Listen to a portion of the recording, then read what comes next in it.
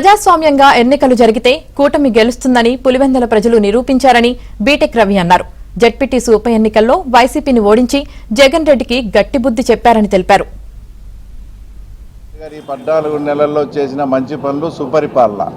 ఎందుకంటే మేము అందరం కూడా మా టీం అంతా కూడా ఎక్కడన్నా ప్రచారానికి పోయినప్పుడు అందరూ ఇళ్ల దగ్గర ఉన్నారని సాయంత్రం పూటే పోతా వచ్చాం.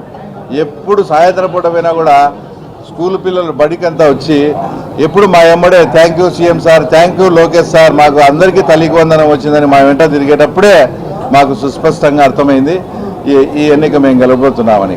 30 నుంచి 35 సంవత్సరాలుగా ఎప్పుడు కూడా పులివెందుల ప్రజలు ఇంత స్వేచ్ఛగా ఓటు వేయలేదు. మేము ఓట్లు అడగనమైనప్పుడు సార్ మీరేమో ఓటు అడుగుతున్నారు, మమ్మల్ని ఆ రోజు వేయించారు కదా అని మమ్మల్ని అడిగేవారు. మీరు నిర్భయంగా ఓటు వేస్తాం, ఫస్ట్ టైం మీరు స్వేచ్ఛగా పాల్గొనండి అని మేము వాళ్లకు భరోసా కల్పించడంతో వాళ్ళంతా స్వేచ్ఛాయుత వాతావరణంలో ఈ ఎలక్షన్ జరగడంతోనే ఈరోజు ఎన్డీఏ కూటమికి ఇంత అద్భుతమైన అవకాశం.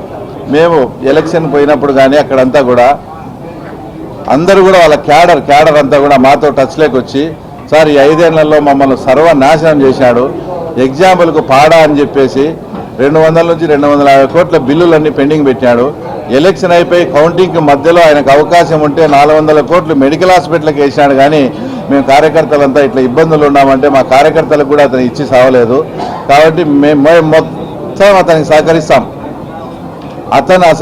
అతని అహంకారానికి, అతను ఎక్కడ ఆకాశంలో కూర్చున్నట్టున్నాడో అతని అహంకారానికి అతను బాగా కొవ్వు పట్టి ఉన్నాడు సార్. మేము ఖచ్చితంగా ఆ కొవ్వును ఖచ్చితంగా కరిగిస్తాం, ఈసారి ఎలక్షన్స్లో మీకు సపోర్ట్ చేస్తాం అని.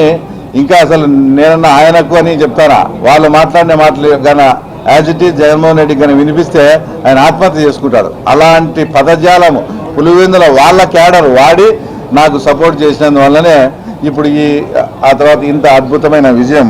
అంటే పులివెందుల మండలంలో ఎక్కువ అరటి రైతులు, అక్కడ ఎర్రబల్లె చెరువు అనేది ఒకటి చాలా ఇంపార్టెంట్.